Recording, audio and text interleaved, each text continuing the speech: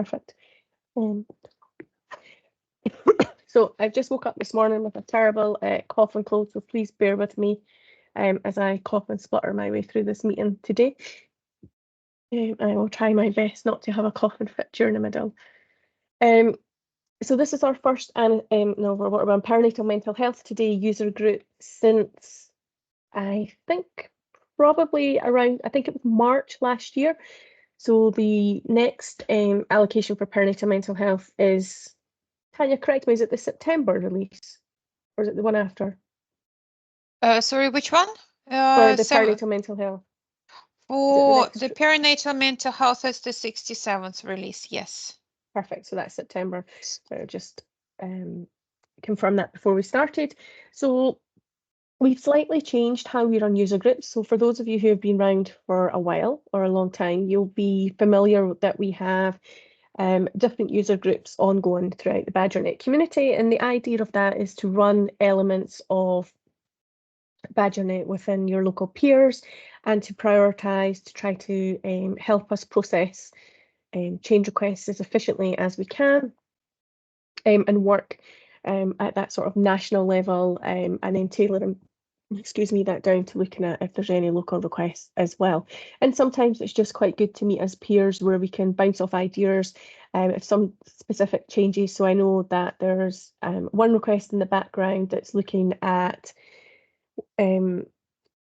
wanting to remove some of the medication out of the perinatal mental health pages. And again, that would be a wider conversation.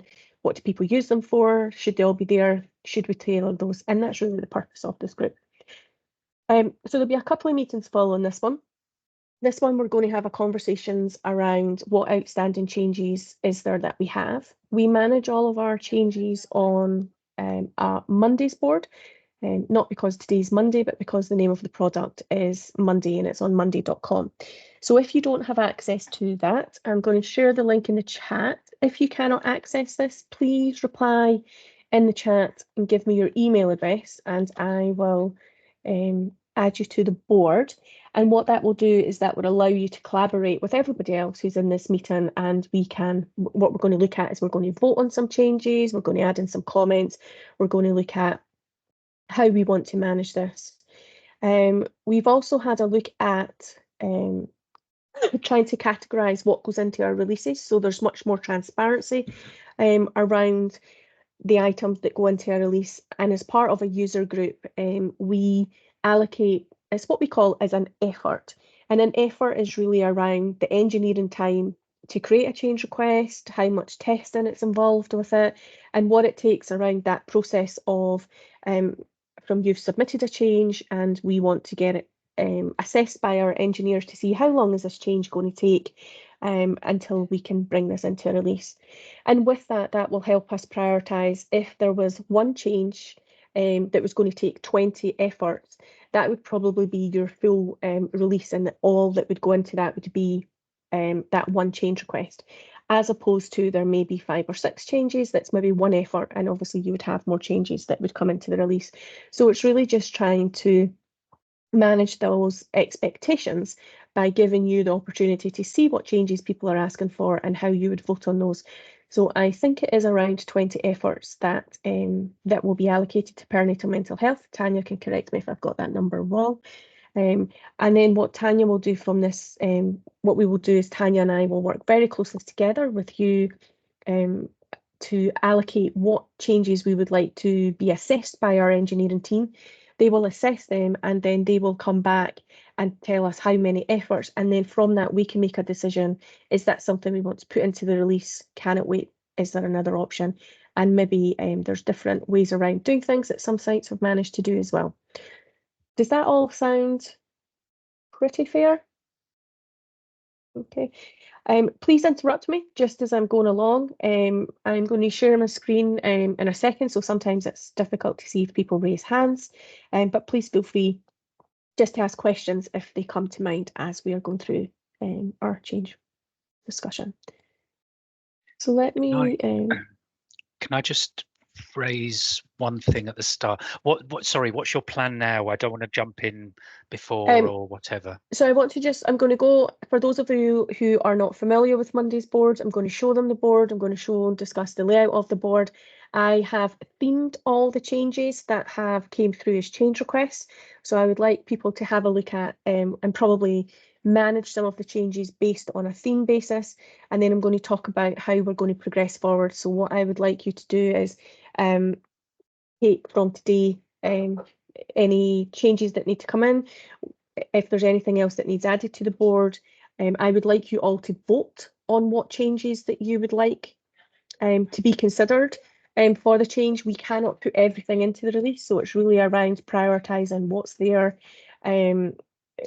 what has the most amount of changes. So for instance, if there is an issue with referrals and we all want to focus on referrals, you know, let's get that part working well, and that will be a deliverable for everybody on the group. So it's just around looking at what's in there, and then we'll come back. Can't remember the date of our next meeting, but I have sent that invite out where we will look at what the voting priority is, and Tanya at that point will take those top priorities away to engineering, where they will allocate what the ref was in, because we might have, say, 20 changes that we want to process in the system, but if that takes 100 efforts, we are not going to get all those changes realistically into the next release. So we need to look at prioritising what will come in. So this is your ability to prioritise and vote. So please interact, please engage, please make sure that you've got access to the boards. And again, not only looking at how many have you know, the biggest amount of votes, but it could be that there's one particular issue that is causing great clinical risk for one site. And again, we would review that and have a look at what that is. So it doesn't always have to be the thing with the most amount of votes on there. It could also be the level of clinical risk that that's causing. But again, this forum, we're all in the same space. We're all, you know, looking at perinatal mental health, referrals, recording that on Badgernet. Is there different ways that other people use it and it's worked for them? So that's really the purpose of what we're going to discuss through today, and then we'll follow these up with some subsequent meetings and along the process. Does that sound okay? Yep, I'll wait then. No problem. Morag. This is a quick question round about looking at the voting. So can you hear me okay? Yeah, just I can hear you now. Okay. Better. Just round about the voting. Obviously, some people might have 6 people on this. You know, we've got a couple of reps today from Grampian on here. Other boards might have considerably more or less. I'm just looking at, are we looking at when you're voting, is it per board? Is it per person? That kind of thing. I just really get an idea of what level of influence we're going to have. It's about how many units Morag are wanting Yeah, that change that's fine. request. You know, That's so if fine. it's just one unit who wants it, as opposed to, you know, 10 health boards trusts across Scotland and England want it, that's what we're ideally looking at. It's just a way, we've tried this for the anaesthetic user group and it worked very well. So what we're now trying to do is just, you know, how do we empower users to have much more access and transparency around what's coming into Badgernet? And it's not somebody, you know, at System C and saying, oh, that looks quite a good change, I like that one over that one, and putting something in. It's really about what you want as the users. Yous are the experts, yous are the ones who are using it every day, so we want to give that ownership over to you. If people don't think this model works, happy to absolutely review it and have a conversation around those.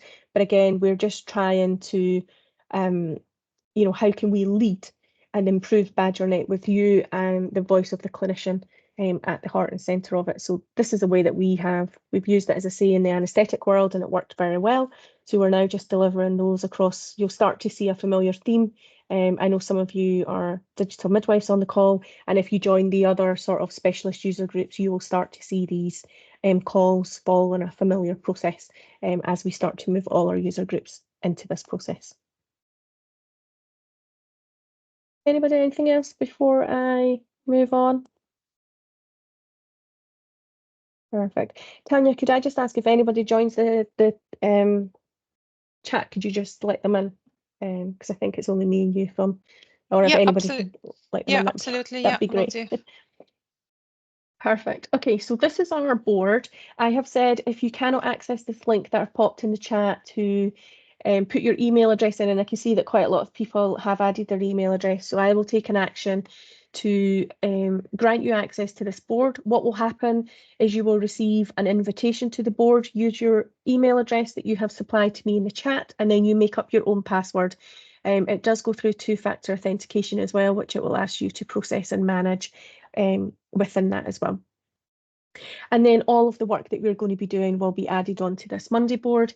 If there is a change that you require for perinatal mental health that you don't see on this board or that hasn't been discussed, then you can add an item onto the board. So by adding an item, if you add it into this new group section, you can just come here and click into here and add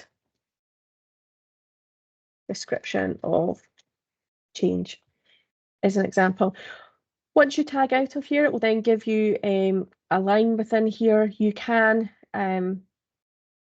decide which element of Badgernet label that you want to, but don't worry because I can allocate those. And then if you want, you can press a little plus here and add some additional free text added where we can start to have a conversation and we can build up.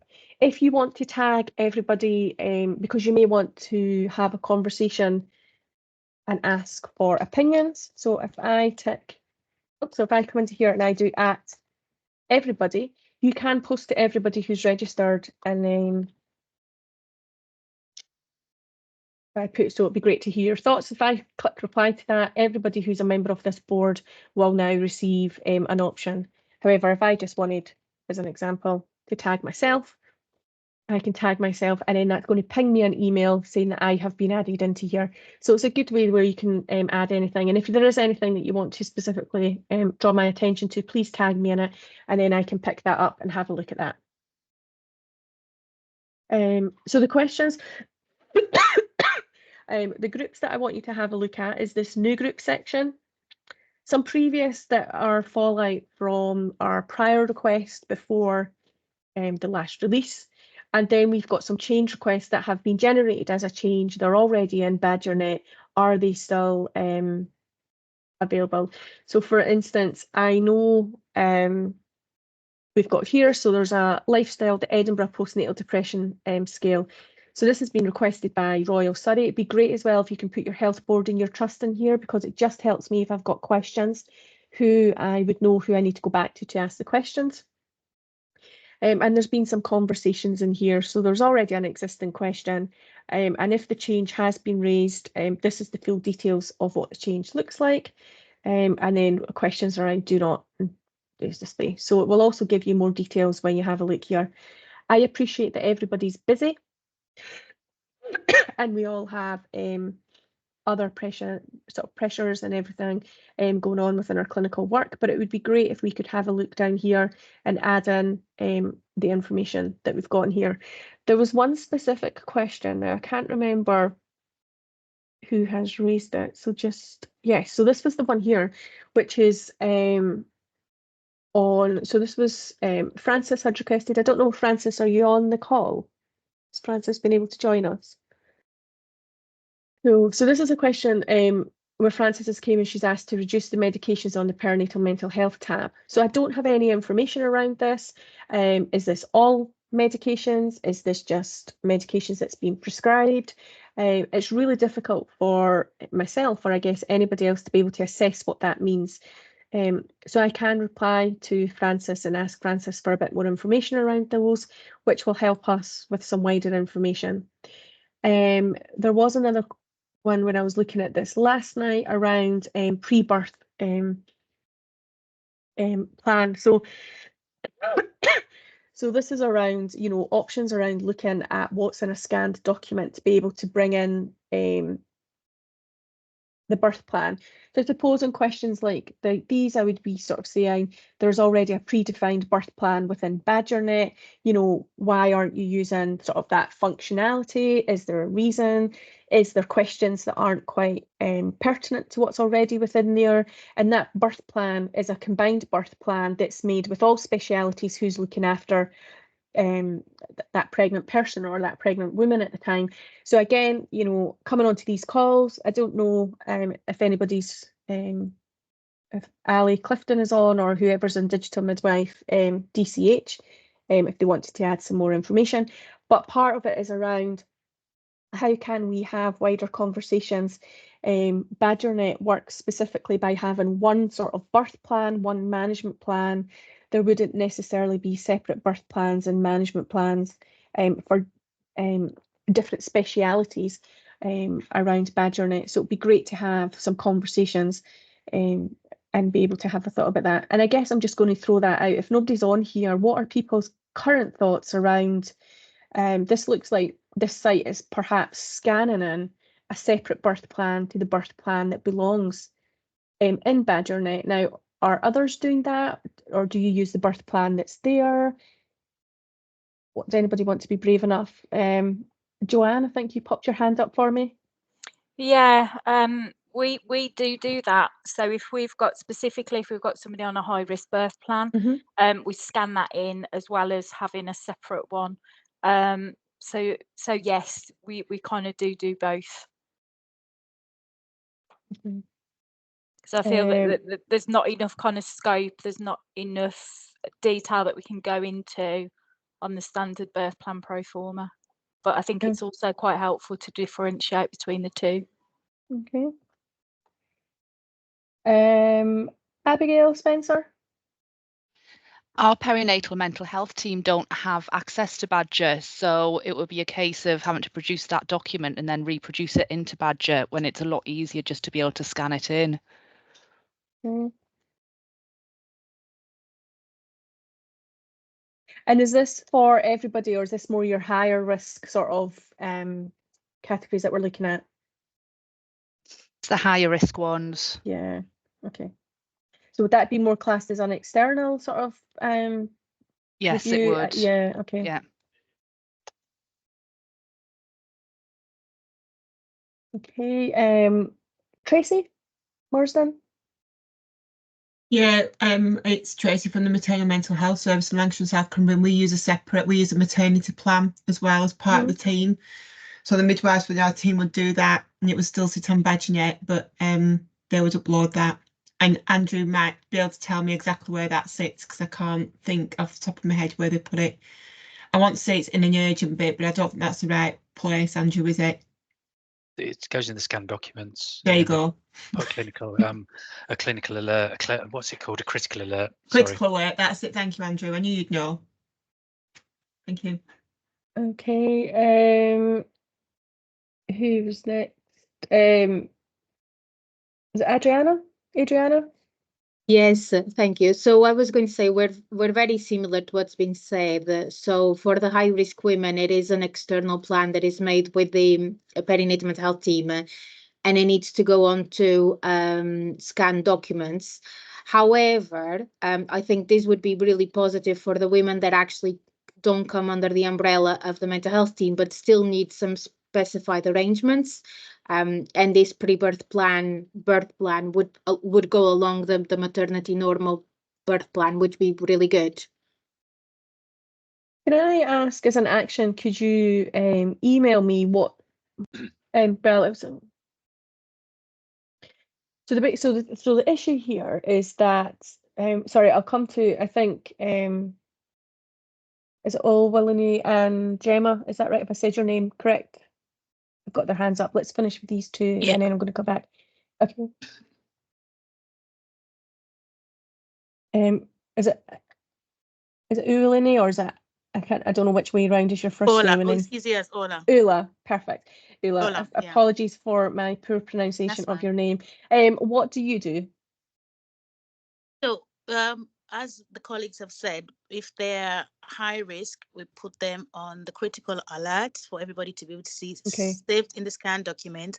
And if they're not under the perinatal, we still do our own birth plan separate from the Badgernet one, and then still upload it in a scan document, but notify everybody via critical alert that there is some sort of birth plan in place for the woman. Okay. And then Gemma Cole. Yeah, we do the same actually, as Ola just said. So the higher risk women under the specialist team have their one scan documents, and then we have our own one as mental health midwives that we also put into scan documents.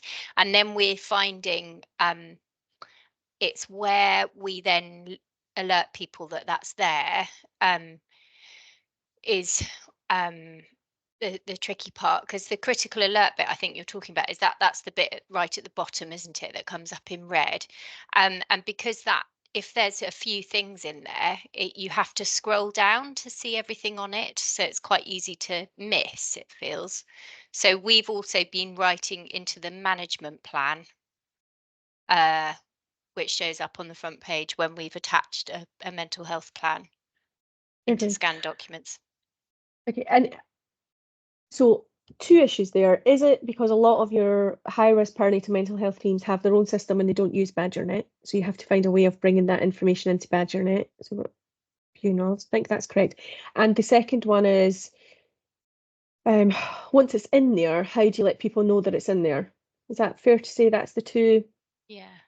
Yep. I think also the one, sorry, but the are you talking about the birth plan option on Badgernet? No, I'm talking about, so this has been asked that there's a sort of perinatal pre-birth plan sort of conversation going on. Yeah, but when you're saying, are you using that instead of the one on Badgernet?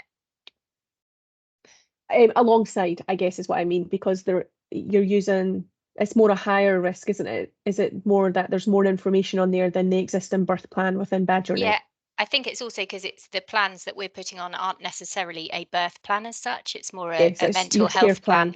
Yeah. So it's not relevant.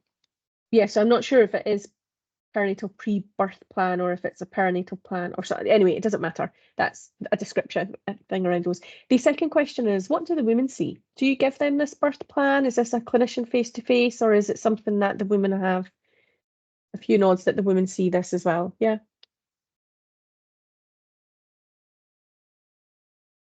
Okay. I don't have a solution for this one. I'm going to go away and have a think about it. But again, it's just nice to have more information that helps us to be able to collaborate what we want within Badgernet. So I think we wouldn't have time to be going through everything. There's some other questions in here. Is Sarah Jane on? This was around a reporting requirement, around the Hooley questions, but around the I am on. Sorry.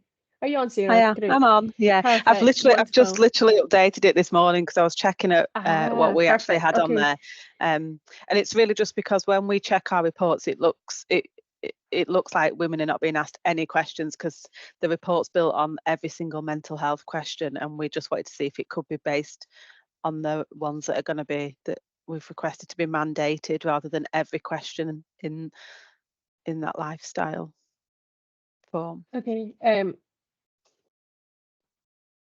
So that could be, so I need to go and have a look at that more. So that may be that it's not looking at the correct questions, or it's looking at everything. But then when you talked about the questions that were mandated, is this a standard that is published everywhere, or is this just what you do locally for just now? Yeah, it's locally. So there's myself and a few other trusts that we all kind of work closely and put the same change request in. So this is for myself and a few other trusts. So I'm not sure whether this is it's national, it's more local. Okay. And just as a heads up, so wider questions, this is on the Sarah's requests on the mental health questions on medical history and lifestyle form. So it's around I guess the criteria of what's driving these reports. So I think what I'll try to do is take an action as to what populates these fields, and then we can maybe have a wider conversation, because what I don't want to do is bring in one thing and then it breaks everything for everything else. So it may be that you do have access to your full DSS server. Every trust has access where you can build all your own local reports if you've got a good business informatics team. Yeah. So if this turns out that this is something that's just specific to, your sort of region and what they're looking at, we could maybe work with your business of intelligence team to share out the data and the SQL that's built within these reports, and then you could have a more localized and customized report around these. But what I'll do is I will take an action. Thank you. Andrew, you've got your hand up. It was just to tie in with this. I've just added one now. It's a bit of an old request that morphed into the mental health assessment. And it was just to get the mental health questions, the HULI questions, into the assessment forms directly. So rather than linking out to a form and people either closing it or not doing it. I mean, we had unfortunately a suicide. It was one of the things we said we would raise here as a request. I think it's supported by the whole of the LMNS, but as I say, I'm representing our perinatal mental health midwife today. It's the one at the bottom. I've just added it in. So all I wanted to raise it here was just if that was considered, would it impact this report that Sarah Jane's talking about? It's the blocks, it's the same questions, the same information, it's just where it's presented. Okay, and I think the history came from, just to go back to as to why those changes are not in every single assessment, but then it's up to the clinician to, further drill down. And, I think there's the well-being question. So you tick, are there any concerns? And it's yes or no. And I guess, your clinical judgment, if you were to go on and further ask those questions, as opposed to every form having all those questions within there. And it just goes back to the point of we're the perinatal mental health team, but the diabetic team have all their list of questions and they want them asked at every assessment. And then you've got your smoking and pregnancy and they have their questions that they want asked at every assessment. And we already have complaints from a lot of users that those antenatal assessments or postnatal assessments already contain, lots of information. And why are we being asked to add these in? I guess multiple times. So that point is there's the overall question, and then it's your clinical judgment in terms of if you should be drilling down and asking those questions further. Was the history of why that was built based on the last user group that we had around those. I can certainly go back to the product teams and bring this up again, but it'd be quite good to hear some comments, and a few people have got hands up. So I'm going to go back to Tracy. Got mute. Yeah, just before you move on, there was a couple of questions that we need to have in the system before we can start taking referrals from Badgernet. And one of those was, I think Lisa had asked previously, there's a question that says, when you think about your birth, how would you score yourself? But we don't know what that actually is relating to. So what does it mean? Does it mean your previous birth? Does it mean your upcoming birth? What does it mean? Is this on the tocophobia ones, Tracy? Tocophobia, Here. Yeah. Which of these ones? Okay. I can go and look at where the source of this change came from. So we don't understand what that's referring to, and I don't know that the women would understand what that's referring to because it's just very open and generic. And then the other one was that there's two similar questions, and I can see it on here somewhere that it says, and I'm not sure whether that's what Lisa's added in or one of our digital midwives has added in, and there's two questions on the birth trauma and the tocophobia one that's about anxiety, and there you go. No, I'm not thinking on that. It's about anxiety and fear. And I think they're very similar questions. There you go. Yeah, the questions are really similar. Yeah. Yeah, I asked which two questions it was that I think. Okay, I will need to go back and hunt out the original change for those. Yeah, maybe that was back in July last year. Yeah, and maybe that a specific site has requested these, and I guess back in our old CleverMed days, we were really poor at seeking the source of where these questions came from. So, if they're not national guidance and things, we won't be adding these in, and there should be a link to what this national guidance is. So let me go back and find out. It's just stopping us from getting referrals from Badgernet. We can't do that until we've got those questions sorted. No problem. And just clarity as to what they are and what they mean. Yeah. Yes, please. Okay. Andrew, thank you. So just to go back to your question, it was just, so I understand where you're coming from. And again, I'm talking on behalf of the perinatal mental health midwife. it was having those available. Yes, I get that diabetes, everybody wants their questions, but they were part on paper documents. The mental health questions were questions that were always there. They weren't part of separate notes and that sort of thing. And it's really to have the discussion in the group. It's just to, you know, have it votable, see what people think. Tracy, or is there anybody else here from the LM&S? Because like I said, Claire had said to me that this was being supported by the LM&S. Is that the case? Is that what you want as well, or not? And from your perspective as a mental health midwife? I'm not a mental health midwife, but at the LM&S is supporting this. I would have thought Coralie would be on the call, but she's not. But she's supporting these changes from my perspective. I've got a couple of other hands that popped up. Let's see what other people's thoughts are. Adrian? Yeah. I was just going to say, so at our trust, our digital midwifery team has made the lifestyle questionnaire automatic pop-up every time a midwife or a member of staff completes an antenatal and a postnatal assessment, which means when they close the assessment, the lifestyle questionnaire opens up and it actually makes them either fill in the questionnaire if they have asked and addressed, but it's kind of a visual reminder. In all honesty, I don't think it has necessarily increased the uptake on staff completing the lifestyle questionnaire, but it's more of a prompt within their professional responsibility. Have you asked the questions? And in this case, because the mental health assessment is there, have you considered the mental health assessment? So I don't know if it's something your trust wants to consider to make it a mandatory field or an automatic pop-up with every antenatal or postnatal assessments. We get it. The problem is, for example, when you're doing the labour and birth, it pops up and it's not appropriate at that point, so you close it. And different points, you close it because you're doing something else. And the problem is, antenatal, it only comes up once. So if somebody then forgets, it doesn't get done. And as I say, we've been auditing and that sort of thing. It's another thing. Like I say, I get it, but it's easy to just close it for whatever reason, and that's the reason that we were asking for it. It's already been switched on. It's been switched on for about whenever it went live, because it was something requested, and that sort of thing. So yeah. Before I add some more other comments back to that, I'm going to go to Yasmin. I was just going to add in that we have it as a mandatory field because it's completed at booking as part of our SMRO2 data reporting. So I would have concerns about it going into the body of the main thing, because it would mean I'd either have to turn off a mandatory field and then you risk it not getting completed at booking, or it's then it's mandatory on all of them. I would echo what Maggie said. I get a lot of feedback being, oh, there's so much in these forms already.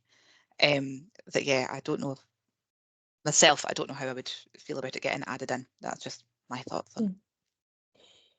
And I think there was a compromise based on, there was feedback taken on those. And I know, Andrew, those questions came up last time at our user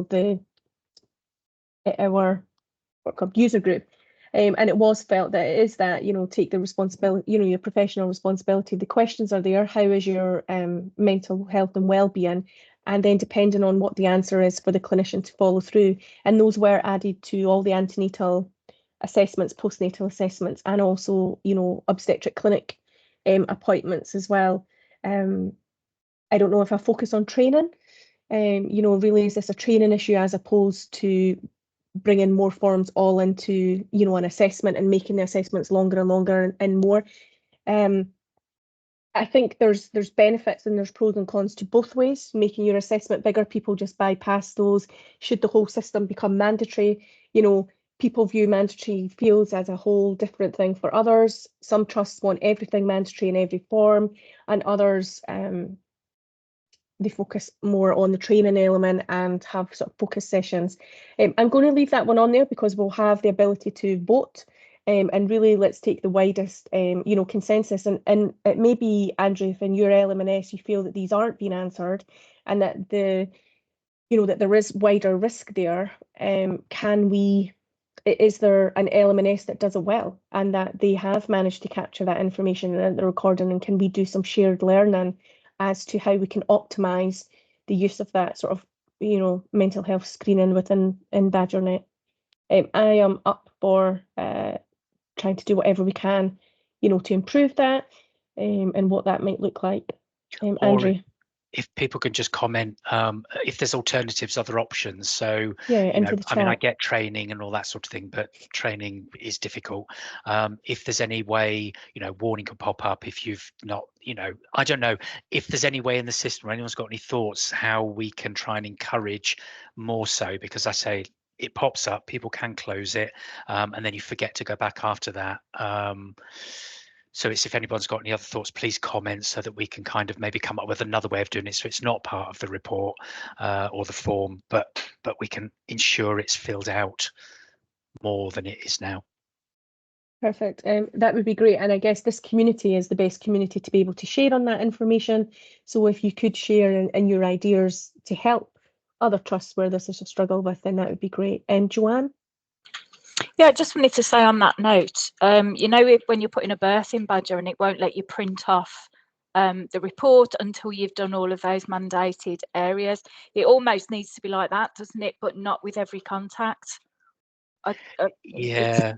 The problem is you don't send those reports out for every antenatal follow-up. That's the problem, because that was my thought, part of a data quality check for the report, which is great for labour and birth, and it's switched on in ours, so they can't get beyond it, and for the discharge to the community. But antenatally, we don't send a report every single time. No, I don't mean kind of sending a report, but that sort of concept, how you can't get any further until you've done that. That's what we, you know, there needs to be some kind of way of doing that. Yeah, that's sort of was the thought I had, something where you get to the end and before you save it, it's not forcing you, but it's a bit more implicit that you haven't done it and you need to do something, tick a box to say I'm not doing it or something like that. Yes. I suppose that comes back to your mandatory fields, doesn't it?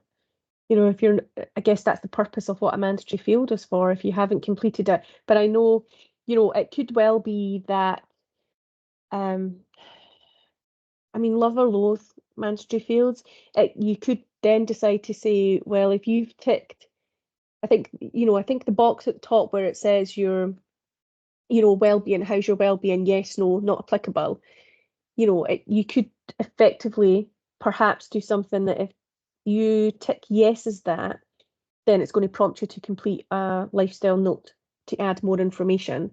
But again, what's the difference with that? And then, you know, as Adriana's just said, around having that setting on for all your antenatal assessments, because it's not just at labour and birth, you know, that functionality is already there, which is why I think fundamentally it does come down to training. And whether that is, you know, you might not necessarily need to have everybody off the shop floor to run a training session, but again, have a focus session just on perinatal mental health for a month where you know, you're updating, I don't know, you have an element on the safety brief where you're prompting that to be completed. There's I mean, you know, please share your ideas with Andrew and see what we can do to get that further completed. I sometimes don't think having pop-up screens and making everything mandatory is the answer and the solution, you know, for all of it. And to, you know, I think bringing everything into that antenatal assessment or consultant assessment or postnatal assessment, you know, is that necessarily the answer as well?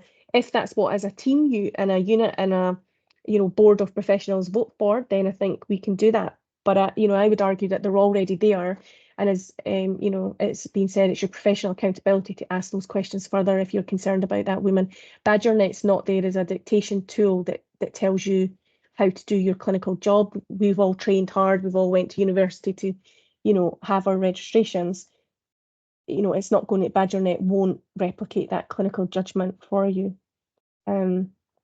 So please share with Andrew, add some comments onto the board or into this Teams chat. It may be better, Andrew, if they add them onto the board, because then you'll be able to see them. I think once we end this call, nobody will be able to see the comments. So to keep that conversation going, if we can add into the Monday's board, then that would be great as well. And I know that not everybody's got access, but certainly following this call, I will ensure that everybody's got access for those. So I think there's more conversations like that. I think these conversations are great, and this is how we are going to be able to move forward, you know, making sure that the perinatal mental health sort of changes that are within Badgernet are there.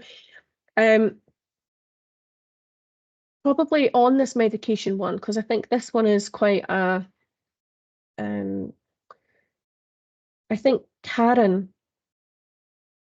perhaps also raised this, so from your LMNS, Andrew, a while ago, around the medications that display on the perinatal mental health tab. So at present, this is everything. So anything that's been prescribed and that's been given. Now I know some areas will have electronic prescribing, which does not come into Badgernet, so it's maybe not relevant to them. And then others, they maybe record in Badgernet, or they maybe do dual recording. I think it's a right mix across the board.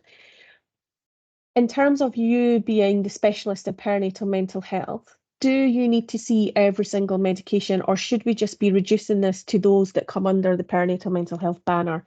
And if that is the case, what is the list of those medications? Anybody got any thoughts on that question? Got no hands up. Is that people aren't bothered, they don't really care, they don't find it an issue? I'm not mental health, but I would have thought that would be better, wouldn't it, to have the just mental health drugs or mental health related drugs, because they're on the pregnancy summary, every other medication. So yeah, the idea of the mental health tab is to focus you to perinatal mental health. Maggie, Jill Strachan's on the call. I don't know whether she might be able to answer that question if she's around. Is it our Jill? I'm not sure if it's our Jill. Jill Strachan is NHS Grampian. Is that right, who you're it's a different Jill to? then. Sorry, I was going to say, if I could answer your question, I certainly would. Sorry. No, I thought it might have been our no. Sorry. The other Jill Strachan. You've just been promoted, Jill, I don't know, or maybe promoted, I have no idea. Sorry. But Gemma's popped her hand up. Has Gemma, you got a thought on that one? Yeah, I was just going to say, because I think if I'm thinking of the right thing, is it just where any medication that someone's been given at any time comes up there in a massive list, doesn't it? It does seem really irrelevant. It's not like a helpful thing. Initially, when we first got Badgernet, I had assumed that it would just be any mental health medication they were taking would be listed there rather than when they were given it. But I mean, it doesn't cause a problem for us. We just kind of ignore it, but it seems a bit silly that it's there. It doesn't make sense particularly that it's there, I suppose. Adriana? I was going to say exactly the same. It's more the add up. So if you have someone that's had several admissions, you can end up with a list as long as an A4 page of medication that has obviously nothing to do with mental health, but we just kind of skim through it and because it's part of our assessments, the mental health related medication and the plans around the newborn and any observations required, we don't really value that tab, but it would be useful if once the medication is completed, it doesn't constantly show up on the perinatal mental health summary.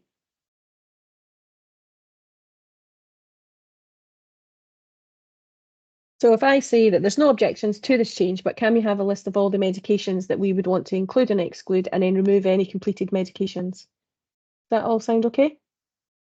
Got a few nods from the cameras that's on, and nobody's raising any objections, so I'll take that one forward.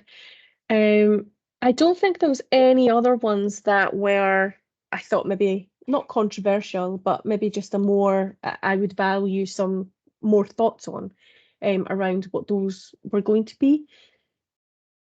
If I do have any questions, what I'm going to do is post this, and I'll tag everybody, and it would be great if people could interact and respond to me, because if you respond and we get answers to those questions, then we can progress those changes to where we need to be. So just to sort of conclude and follow up where we are, thank you very much for all your thoughts. Morag's popped her hand up.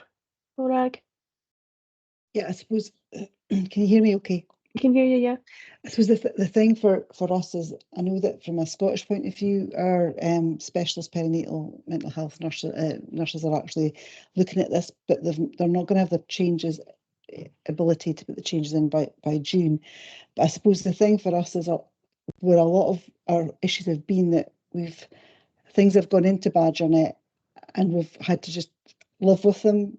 But it's so when the ACEs came in, the question about ACEs, we hadn't done any training around about that with our local team, but yet they were there. And that's then caused issues going forward. So I suppose it's just as things are being added in, there's thought given to, can trusts just run with what the changes are, or is it a case that they need to look at doing some training locally before they're being put in? I suppose we just didn't want to get in a worse position than they maybe already are. So I think part of these groups, Morag, is to start addressing some of those issues. So I know that you've fed that back to me before. So it's around, these questions are coming, or these changes are going to be brought into Badgernet. Not everything's a unit setting. For those of you who are the digital midwives on this call, the thought of another unit setting may make your heart sink or not. The more unit settings, the show, the hide, as women move around, as we know that they do, that presents different risks with information that shows or doesn't show. So this group, and particularly the group that Chris Martin and Carol and Sue around our clinical advisory groups, which for those of you who are digital midwives should be more than aware of those groups, and those groups are coming. This will be, a higher feeding mechanism for you to know what's coming in advance, because, we're aware that, there isn't the involvement by looking on the service desk and seeing what changes are coming and, relating them back at a trust level. And also, we have listened and spread out the releases. So instead of them being every 2 months, they're now quarterly. So you've got a longer time frame in between to look at what's coming and have those changes. It's a challenge. Badgernet is a managed system. We can't have every single field in Badgernet as a show, hide, as a unit setting. But I think some of the larger changes, these were the 3 that I've picked out of today that I think would be quite a clinical impact. So if there is a site out there who's using, all that drug medication on perinatal mental health, and we suddenly throw a change in and it disappears, that's quite a substantial difference. And I guess as part of this user group is, you're now looking at the changes, you're going to be aware of what's coming, and to have those conversations locally as to what's in there. And also what we are now trying to move away from is having changes, I guess, that are outside national guidance. So it's about, if these big changes are coming in, well, where's the guidance that supports those questions? So I think on those tocophobia questions, need to go and look for the guidance as to what's in there. And also if sites are using that, then we can't just remove that, because that's an existing field that other sites are using. So perhaps, for the site that are having issues with it, it just needs clarity as to around what that means. And the hope is that we have more of these sort of conversations where we come together and we look at what's in Badgernet and we work on it, all together, as opposed to it's just being a surprise. But I need your engagement to engage with me, for myself and for Tanya to be able to lead with these changes. So I do really appreciate everybody's time. Thank you for the conversation, and for those that have participated. If you don't like speaking in a large forum, but you've got thoughts around these, please email me after, or you may want to write some updates on the board. That would be great. But what I would like you all to commit to, and I guess this is now my call to action back to you, is I would like you to, if you can, spend some time looking at these changes. The context around what's in the update should give a bit more information. Nobody's judging what's in here, so if it doesn't sound factually correct, I've just jotted down my notes of what we've discussed here today. We're not looking at that. What I'm looking at is to engage and to ensure that we've got the relevant requests that are coming through and that are being prioritised. As I say, please try to put your name down on the health board, because it also helps me to go back to knowing where you are. And you can add in multiple. So if Gateshead want this, but for instance, Morag, you at Grampian want this, you can add yourself in as well. So this board is yours as well as mine to keep. Try not to delete stuff, because that would just give me a bigger pain. But add to it, build up, add your comments to it. And if you have if this is your change that you want, feel free to add your name in. You can come into here and type yourself, so you get your nice little image, or you get your initials. And if that is something that you're interested in, it also helps me to know if I've got questions. Who can I go to without having to wait on the national group coming back? If you've allocated yourself to this, then it helps me. Andrew's got a question on it, or particularly this one, Andrew might want to tag himself in there because that's him and it's important, and then I can come back and I know who to go to ask the question and to find out and drill down a little bit more about it, so we can make that conscious decision as to, is this something that we want? What does that look like? So I feel like I've talked lots and lots. What I would like you to go away and do is have a look at this new group, the in discussion and the change request raised. And here at the side, there's a little voting button.